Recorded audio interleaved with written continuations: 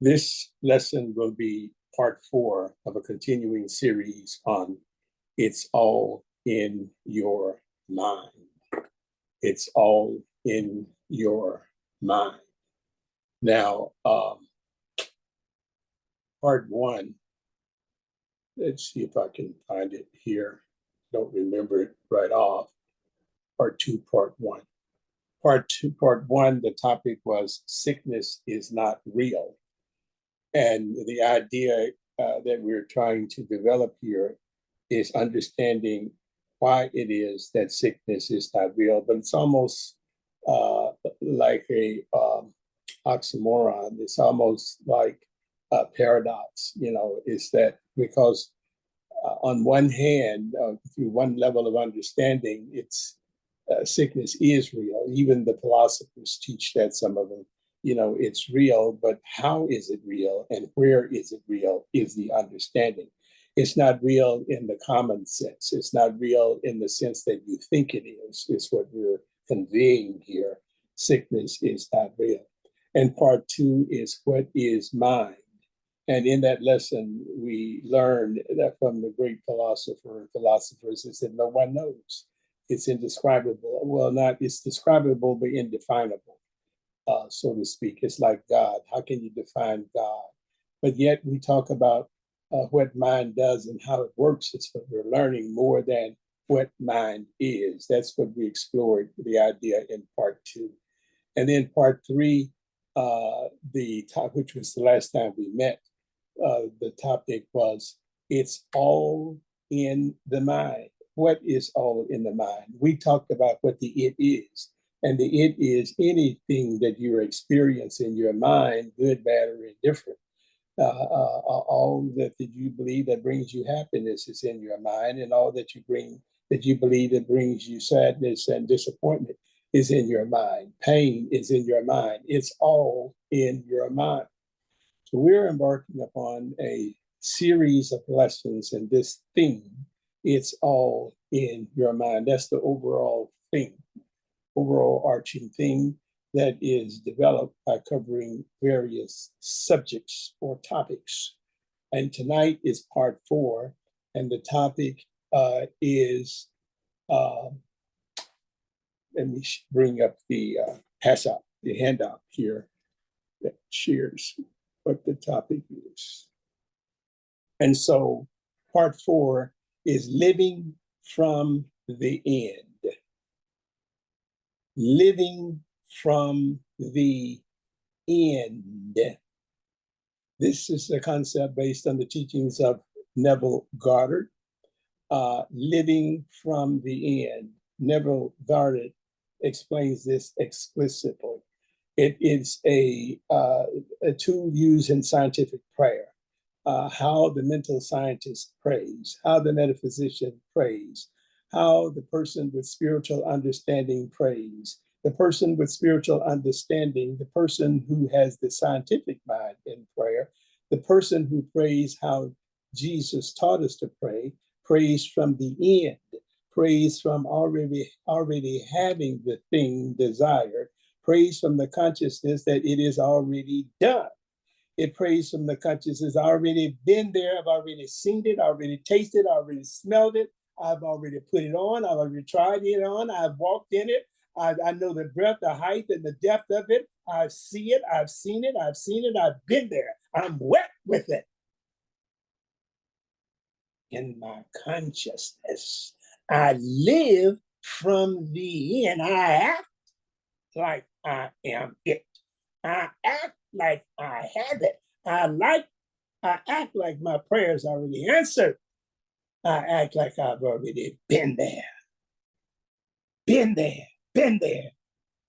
Living from the end. And so this is my mindset. It's all in the mind. Prayer is done in the mind. It's all in the mind is our overall arching theme. I live in my mind. Do you live in your mind? Mind is your life. What is mind? Mind is life. Mind is living. Mind is dynamic. Mind is organic. Mind is ever moving, and mind is ever changing. And I am in control of this ship in the sense that God is directing me as the master controller, controlling my mind. And what God tells me to think, I think into this mind, which is spiritual substance. And this spiritual substance is spiritual matter that is unconscious, but unconscious does not mean that it is unintelligent. It does not have a mind of its own. It does not have intelligence of its own. The intelligence that it has is the intelligence that controls it, which is the supreme intelligence, the superior wisdom of God. This mind does not have intelligence. So we talk about mind versus intelligence, but that does not mean that it is not intelligent. So we have to make that distinction as we go forward. It's just like I am intelligent, but my intelligence is of God. Living from the end. Now, I have a subtopic to that topic, living from the end, and it is third Sunday. Third Sunday. This is why I have invited 3 other people to contribute their thoughts to this in their own way when they feel led to do so. I said this before I started the lesson, but for it to be a part of the recording, I need to say this. But the reason that I've asked these 3 people to contribute is so that they're sharing from their own spirit, from their own voice, from their own mind, can help me to clarify what it is that I am not saying in this lesson. And it's easy to be confused. Because when I say third Sunday, I might be mentioning LA Third Church on when I mention this third Sunday. But what I do not want you to hear me saying is that I am inviting you to LA Third Church. I am not inviting you to come there to give your testimony on LA, in the context of this lesson. I am using LA Third Church in this message to help me develop and clarify a metaphor. So third Sunday in LA Third, when I give it the name LA Third Sunday, is because they have in process an idea already. On the third Sunday of each month, they give the congregation an opportunity they pass the mic around, they give them an opportunity to share. Anyone who wants to spontaneously share their progress or their demonstration or their healing as a result of practice the principles that they receive in the teaching. And so I have participated in that for some time. And I have brought that idea into our Tuesday to the point that it has morphed into a concept that I want to develop and use along with the tools that we use. And the tools that we use, number one, is the cup of ice. So you know how we use the cup of ice as a symbol. And the string of knots, the 20 knots, every day and every way I am getting better and better. And perhaps a couple of others. Well, this is another one that I am adding as a tool. So as I go forward, I am not trying to encourage you to come to LA Third Church on Sunday. I'm saying we're already doing that, so I'm using that as a prop, as a tool. So that's what you're hearing here, because third Sunday is a metaphor. Third Sunday is an idea, and LA Third can be anywhere. So we've got a person who's just tuning in who won't be real clear on what what the whole purpose here, and I don't have the time to repeat that. So let me go to the handout. Neville Goddard reveals a profound truth, and that truth is your imagination is the creative force behind all reality. And we're talking about your imagination. Your imagination is the creative force behind all reality. We're furthering the teaching of the power of imagination. Imagination is the bridge. Imagination is the bridge between, this is quoting Neville, imagination is the bridge between the unseen and the seen, the inner world and the outer world. Neville teaches that every experience you have in life begins as an imaginal act. Then he has a colon here. Every experience you have in life begins as an imaginal act. In other words, you've been there before it happens. You've seen it before it happens. You've experienced it before it happens. You've tried it on before it happens in your actual experience. That's empowering to the sense that you have control of changing things that are in tendency before it expresses or happens later in your life. That's the power of the human consciousness. Every experience you have in life begins first as an imaginal act, a thought or feeling you have impressed upon your subconscious mind.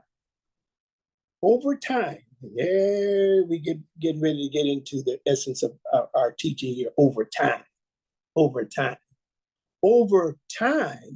this imaginal act, see, there's opportunity to change anything that's going on in your life, because over time, before it happens, before it crystallizes into physical form, over time, this imaginal act crystallizes into physical form, manifesting as trouble in your life, problems in your life, prosperity in your life, depravity in your life, fights in your life, losses in your life, grief in your life, circumstances, conditions, and situations in your life. Over time, these imaginal acts crystallizes into physical form. Now, imagination is not passive. Imagination is an active, transformative force. An active, transformative force. What is our overall arching theme? It's all in your mind. Life happens all in your mind. You live in your mind. Life is happening in your mind. When coupled with feeling, it becomes the mechanism through which you can shape your reality and fulfill your deepest desires. What's the it that we're talking about? Your imagination. When coupled with feeling, your imagination becomes the mechanism through which you can shape your reality. Another way of reading this is that your mind becomes the mechanism. It's all in your mind, becomes the mechanism which you can shape your reality and fulfill your deepest desires. Neville continues, and he emphasizes that imagination alone is not enough. It must be infused with feeling. That's what mental science is all about. Metaphysics is all about. New thought teachings is all about. This is where you come in your human self. This is where you come in. The scripture says, with men this is impossible, but not with God. With God, all things are possible. But the operative word in there is with, you see. This is where you come in with God, is how you use this power, which is an office of God in you called imagination. Neville emphasizes that your part, imagination alone, is not enough. It must be infused with feeling. It is not what you want that you attract, Neville says. You attract what you believe to be true. It's not only what you want that you attract what you believe to be true. And so what he is saying there is what Quimby clarifies in his teaching is that, you say it is done unto you as you believe. Things happen in your life because you believe it, whether you're thinking of it or not. That concept is helpful in here as I read Neville's thoughts. It is not what you want that you attract. You attract what you believe to be true. That sentence there is one that needs to be meditated on because it contains a book right there. It is not what you want that you attract. You attract what you believe to be true. Jesus taught it this way. It is done unto you as you believe. You're asking, well, I didn't pray for this. I'm not even thinking about this. So as why does it happen? I didn't think of that. It's not what you're thinking or what you think your thoughts are. It's what you believe. It's what you believe. So you've lost track of what you believe. It's what you're believing, and your unconscious brings your subjective beliefs to bear, whether you're thinking on them or not. You've forgotten some of the things that you believe. And that belief is operative in your life. To impress your subconscious mind with a desired outcome, you must feel as though it is already real. And that brings in our subtopic. The main topic for tonight is living from the end. Let me read the statement to tie it into our topic, living from the end. To impress your subconscious mind, this is living from the end. To impress your subconscious mind with a desired outcome, you must live from the end. To impress your subconscious mind with a desired outcome, you must feel as though it is already real. You must live from the end. You must go there before you get there. You must go there and wear it, put it on, walk through it, through the length and the breadth and the depth of it, taste it, feel it, become the thing, and the thing becomes you. To impress your subconscious mind with the desired result for healing. So you got to become healed before you're healed. In your mind, you have to become healed. Act like you're healed, talk like you're healed, walk like you're healed, and stop talking like you are not healed.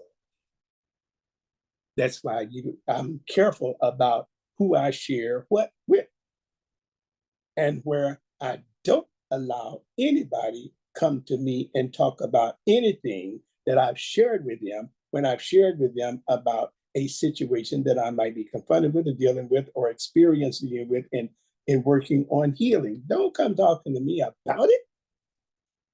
I've dismissed it. I'm not talking about it. I'm not putting that power and energy out there. And here you are coming, how you doing? Ain't your business.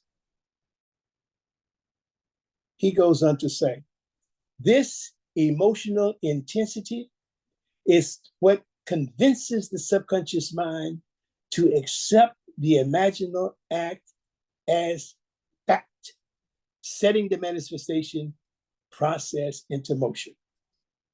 To impress your subconscious mind with the desired outcome, to live from the end, to act like it's already happened, it's already done, to know, not believe, but know that it's already done. You must feel as though it is already real. This emotional intensity, this knowing, this conviction is what convinces the subconscious mind to accept, to agree with the imaginal act, with your imaginal as fact. That's the law of assumption. This is the law of assumption. You're assuming, getting into the end. And this sets the manifestation process into motion. This is what? This is that sets the manifestation process into motion. This is directive thinking. This is thinking giving direction to the mind. Thinking giving direction, which is your role, is to give direction to the mind. That mind that is controlled by a higher intelligence that's giving you the direction to give to the mind. That's the hierarchy. Now, imagination, Neville says, is not merely a mental exercise. You are involved in spiritual work, cooperating with God. Imagination is not merely a mental exercise. It is a spiritual act, acting like Jesus acted, doing what Jesus did. Jesus believing that he wasn't doing the work, but the intelligence of God was doing it through him. And what he was saying was what the Spirit of God was telling him to say. And he believed that. His thoughts were not his thoughts. At some point, you shift to believe that, I'm not even thinking here. These thoughts are not my thoughts. These are thoughts of spirit. And you believe that those thoughts are thoughts of power, directing your mind. The intelligence of God directing your mind. Imagination. Imagination is not merely a mental exercise. It is a spiritual act. To imagine, he says, a state is to penetrate it. To imagine a state is to penetrate it. To think from it is to be it. Let's look at that word from. Reread this and remember what our topic is. Living from the end. Go ahead to the end and live from the end. From the end. The end where it's already done, where it's already. Now, this is where things exist. To exist means to be alive with the life of God. We live in two worlds, in between two worlds, the third dimension and the fourth dimension, 1 foot in the third and 1 foot in the fourth at the same time. We live, that's what I mean by between two worlds. So in that world where your right foot is in the fourth dimension, that's the world of existence where things are real, living, live, waiting for you to become it, come into it. Now, there's something mystical. There's a mystical exchange, a mystical chemistry that goes on. Jesus put it this way in John 14, I go before you to prepare a place for you. That's in the fourth dimension. That I is your desire. That I is your prayer desire. That I is your aspiration. That I is what you're reaching towards. That I is whatever your wants and needs are. Well, that I is your imagination. The desire goes before you. All right. It penetrates the veil. To imagine a state is to penetrate it. Go there, stand there, be still, and then think from it. Think from being it, having it, already seeing it and knowing it, and then you become it. Is to be it. And when you become it, it brings you into itself. It transforms you into itself. And you begin to show up as though it's already done. You look like it, you smell like it, you think like it, you talk like it, you walk like it. I am healed now. I live in it now. I'm driving it now. I'm going on a honeymoon with it now. I'm going to divorce court with it now. Whatever it is that you need and whatever that you want. So when you use your imagination to embody the state, when you use your imagination, which is the office of God in you, the faculty of God in you, the power of God in you, waiting to be used by you so that it can do things for you, through you, as you, when you use your imagination to embody, to become the thing desired. You are claiming your divine power as a creator, as a co-creator with the creator. With God, all things are possible. You want to think about that for a minute? meditate on that for a minute before we continue. You're not merely observing reality, you're shaping it. You're co-created with God. You're not merely merely observing reality, you are shaping it. Everything that you are experiencing, and let me personalize it, everything that I am experiencing in my life, I have shaped it. I have given it form. It has come through my mind. It is all in the mind. It is all in my mind. So it's not in my mind as though it's imagination in terms of a fancy, or it's an illusion, or something that I'm dreaming of, or that I'm, is not real. No, it is real. It is in my mind. Well, what is it? We have to keep in mind that what we are trying to leave from, what we're trying to put aside, what we're trying to set aside, what we're trying to unbelieve is that it's in my body, or that it's real in my outer world. No, it's not real there.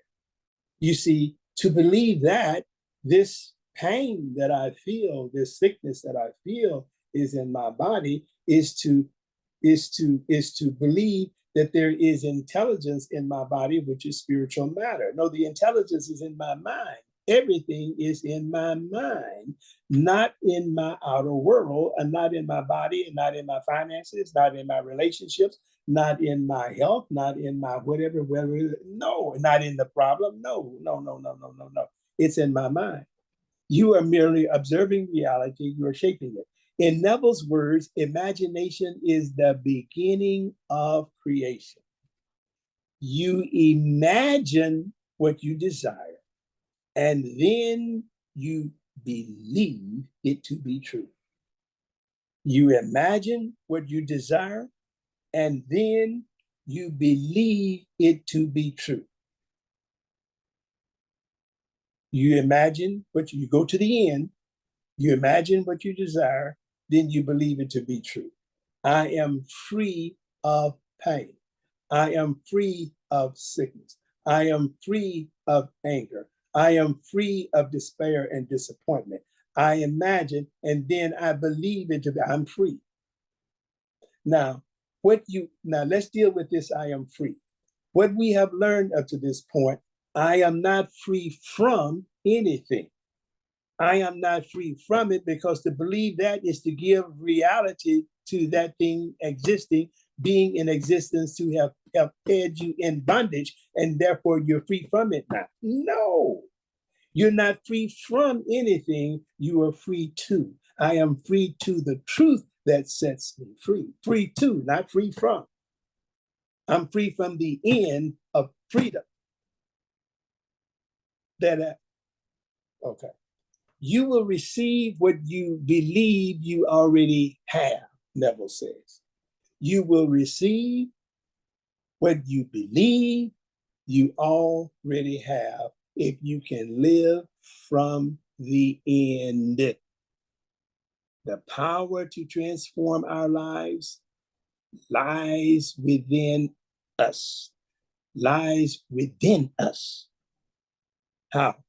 By mastering your imagination, you gain mastery over your world. I told you three people entered late. So without me explaining to you what I'm about to do, you'll be a little confused. I invited three participants here to voice their ideas to help me accomplish a purpose here. And that is to have, because this is going to be a recording, this will be a product that is going to be available for us to share with people who are coming behind us, who haven't heard this teaching or these lessons before.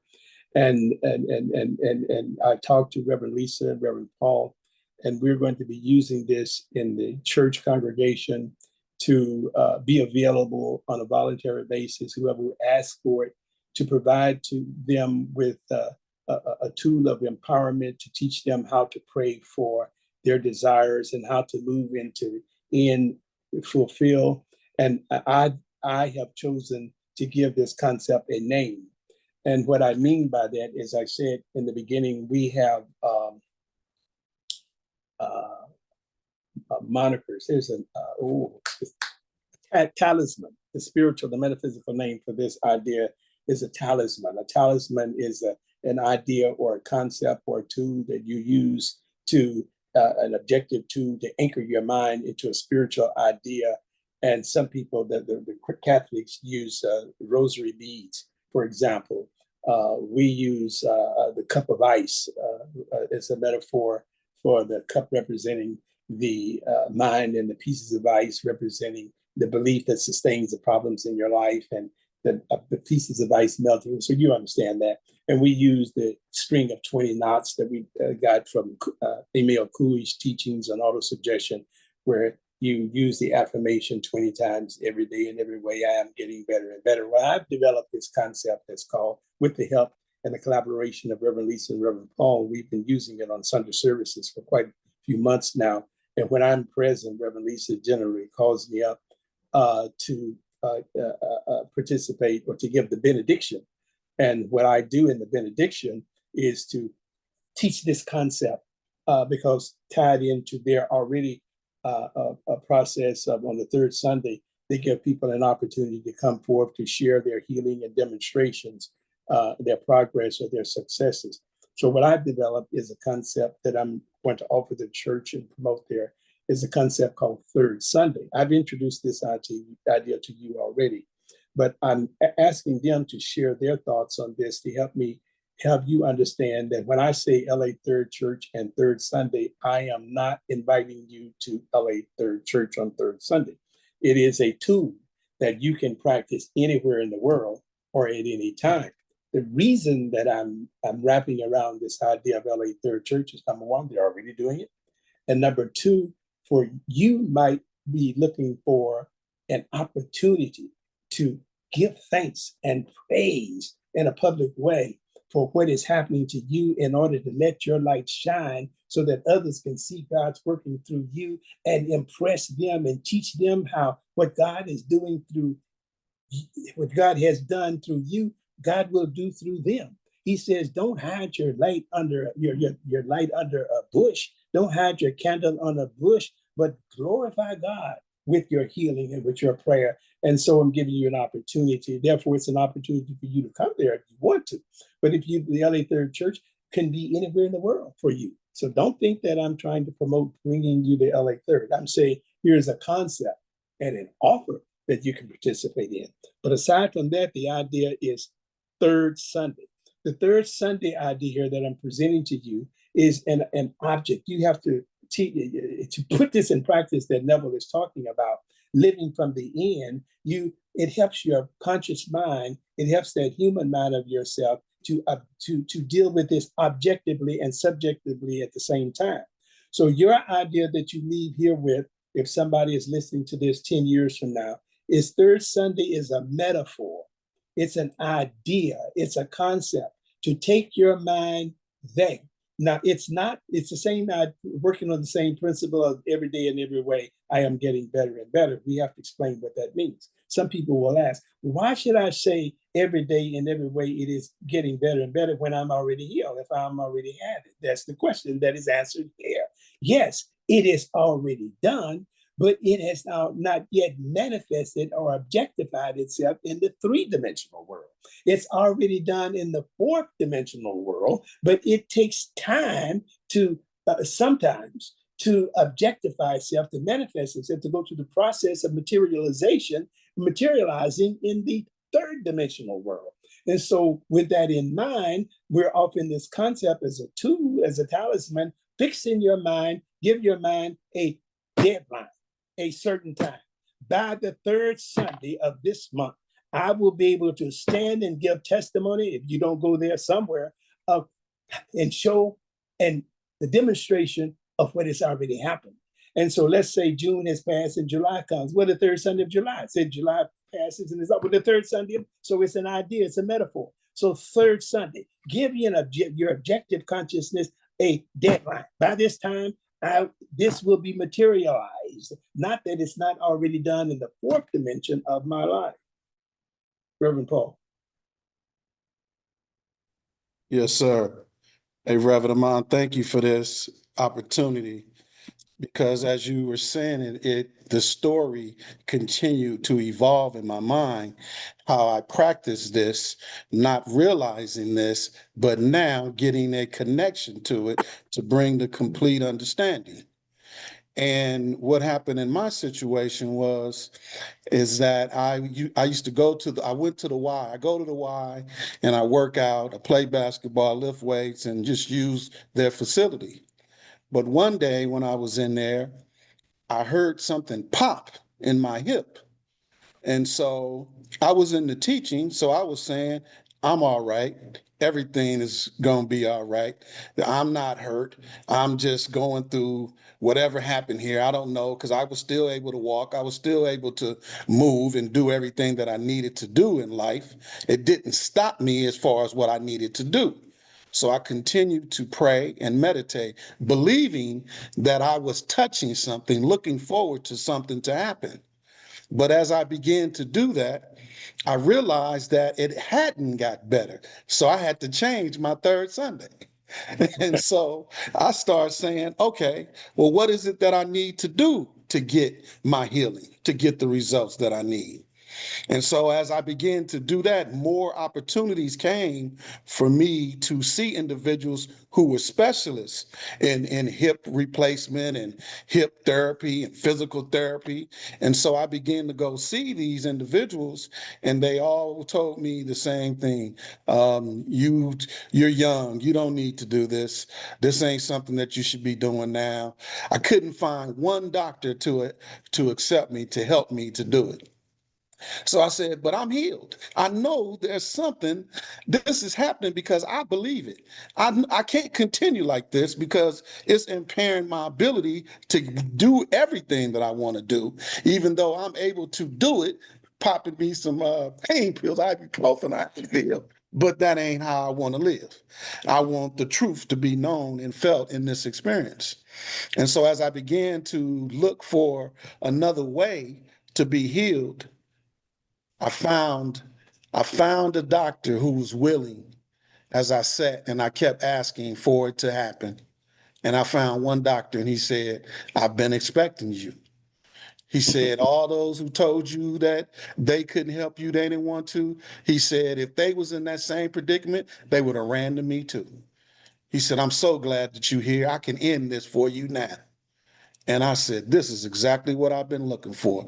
Just one person to say that they was willing to assist me and help me connect with what I needed to be healed. And lo and behold, I'm healed. I can move around and do everything that I want to do. You know, I get up now and I do 3 miles in the morning and a mile and a half at night. Sometimes I do 4 to 5 in the morning. Just depends on how warm it is. So my testimony is that third Sunday will come, but we have to keep our mind and our belief and our words, our language on knowing that it's coming and somebody will assist us through it. And it ain't how long it's take, it's what we believe within our own mind of it's going to happen. And so every day and every way is real. And that's what we have to continue to say until it shows up. But I'm a living testimony that it shows up because the other part to the story is because I wore out one hip, the other hip went out.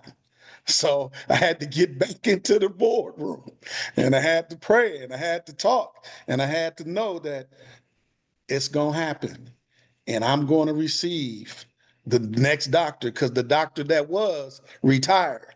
So I had to go back and find somebody else who was willing and who was willing to take me. And so my third Sunday came again. Mhm. And so I'm walking around with 2 hip transplants. I'm not in any pain. And like I told you, I can walk 2, 3, 5 miles and I'm okay. And Well, third Sunday, yeah, I like how you help to objectify it. You stayed in the end. You're in yes. this was your third Sunday. That's what I'm trying to develop in this class, is that you've got, this is another concept. This is another two in our prayer box. We have the cup of ice. We have the 20 knots. We have the different talismans. And now we have another one, the third Sunday. The third Sunday is an idea, not just talking about the church, but the church already has a plan, a program in process that I just love their concept, where they give the people an opportunity to, and the people look forward. And every third Sunday, there's some 2 or 3 people standing up giving some sort of testimony or progress report, you see. And even if it's a progress report, so that's working with the mind, that's stimulating the mind, that's keeping their mind in the end. Were you about to say something, Reverend Paul? Yeah, brother. What I was going to say, as you were saying it, is that when you're talking about that fourth dimension, what it's saying is that it's already done. It's just that we have to touch it. We have to connect with it. Our belief and our words that we speak have to speak from that position. That's right. And it has to be from a knowing. And then once we recognize that we know, it will happen. Can't be, well, one day when I get, and that. No, it is, and I am, and I shall, and I accept it. Yeah, we have to look forward to it, and yeah, and I'm so glad that you've been doing these classes, because it's all knowing, because what I'm also reading is that it states that Ernest Holmes is saying that it can't happen until we see it happening. There's a disconnect between our belief and the truth.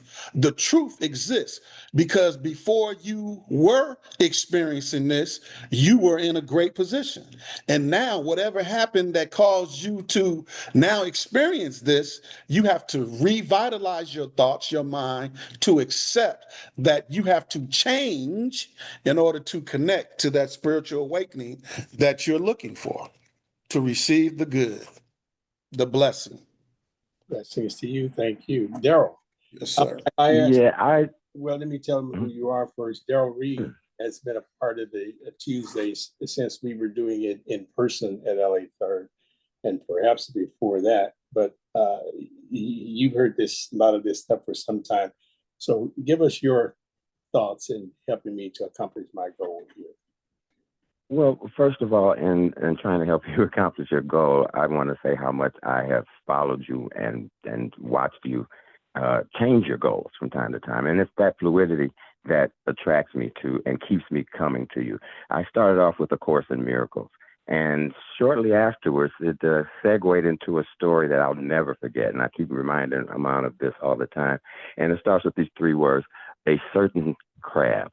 A certain crab. Okay. And I'm not really good with chemistry, but this is what I learned. There's a certain crab that exists in the ocean that loses its shell periodically. Now, that shell is made of calcium. And when he loses the shell, he's nothing but a fleshy pulp. He can be eaten easily by other fish. So what does he have to do? He goes and finds 2 rocks to hide behind. And in that time, he has to come up with a way of producing calcium enough for another shell. But there's no calcium in the ocean. He can't absorb it from the water. This fleshy lump does not have enough to do it. So what happens? While he's there, he combines sodium, which is salt from the water, and that has, this is what I didn't know, has an atomic weight of 23, okay? And then you get hydrogen, which is atomic weight of 1. You add those 2 together, it creates magnesium, okay? You add that 23 and that 21, 24 is magnesium. So you're still 16 short of forming calcium. That is added by the oxygen from the air and the water. So he gets 16 from that. That adds to 40 an atomic weight, which equates to calcium. So he's waiting all this time because he's very vulnerable. He's waiting for third Sunday, I'm believing right now. Mm-hmm. So what happens is he becomes a full-fledged crab again with a beautiful, beautiful shell. But what was his job? The first job he couldn't do was think about what he's missing while he's in between those 2 rocks. And then the other job is not to explain what he's doing to anybody else. He doesn't have to do that.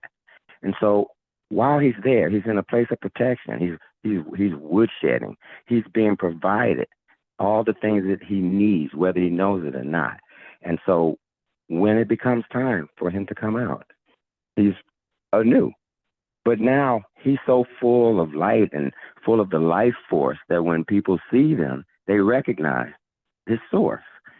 By example, they know it's possible, just as Jesus' presence on earth showed us that all things are possible and he can show you how to do it. And this comes back to what is known as atomic transformation, but we call it prayer or God. It's how life creates atoms necessary for its own vitality. And metaphysically, it kind of translates to life, God, or the universe provides certain conditions, certain necessary components, certain desirable circumstances to accomplish the goal of healing whatever area that ails you. But the bottom line is, none of this is done out of nothing. You have to bring something, and you have to remain faithful. And so the next job for that crab is to go out and show that he's been rejuvenated, and that when you see him, you know that it is also possible. And I think that's what Third Sunday is supposed to be about. Yeah. You did a good job on that. Third Sunday. So that, again, we're teaching you how to objectify.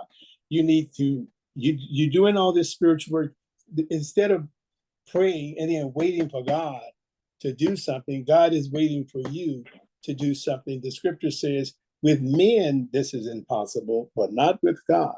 With God, all things are possible. And so the third Sunday is a concept of helping you to live from the end, and but it's not directly tied into the church itself, is what I'm trying. So I'm going to let Reverend Lisa close this out. Blessings to all of you. You know, as I listen, I think about what our teaching is all about. What Ernest Holmes says is there's a power for good, and we can use it. And I guess we need to stop talking about just a third Sunday. So I thank Reverend Amon. I thank Reverend Paul. I thank Daryl. We just have to look at what we're looking at. The power is always available to us every moment that we utilize it. And the fact that Reverend Amon avails a Tuesday for us to hear what our power is all about in the different ways that he does it. And then, we come on a Wednesday, we come on a Sunday, but this thing is about an everyday. So I'm giving thanks to the power that works every moment of every day. We're talking about every moment of Monday, Tuesday, Wednesday, Thursday, Friday, Saturday, Sunday. As I said on Sunday, we need the every hour, every day. So to utilize our testaments is to look for God in every moment of every day. So I pray that this Tuesday awakening, this Tuesday masterclass awakens us to utilize God every day, always and always. And so that is. So referring back to your handout here, let's close this last 2 pages here. Thank you all. Living from the end. To manifest your desires, you must embody the state of already having achieved them, Neville says. Assume the feeling of your wish fulfilled and continue feeling that it is fulfilled. And so until your third Sunday has materialized, and that third Sunday is a metaphor, until this means, he says, You don't focus on the steps. And I think this is what Daryl explained very clearly. You don't focus on the steps or the obstacles between you and your goal. Instead, you shift your awareness to the reality where your wish is already accomplished, which means that's the opportunity that you should stand forth and give testimony or share, let your light shine. And that's what we call the third Sunday. Start doing it now. Start testifying now. Start sharing now. You know, it's done. You do this. This is positive self-talk that you're doing with yourself. He says, living from the end is not about hoping or wishing for your desire. It's about fully identifying with the version of yourself who has already achieved it. That's living from the end. A change of circumstance happens as a result of a change in your state of consciousness. By assuming the consciousness of the fulfilled desire, you align your inner world with the reality you want to create. By dwelling in the state of the wish fulfilled, you condition your subconscious to accept it as your current reality, and it begins to manifest in the external world through the natural unfolding of events. That's what the crab did when it was hiding between the rocks. And so it is. Amen.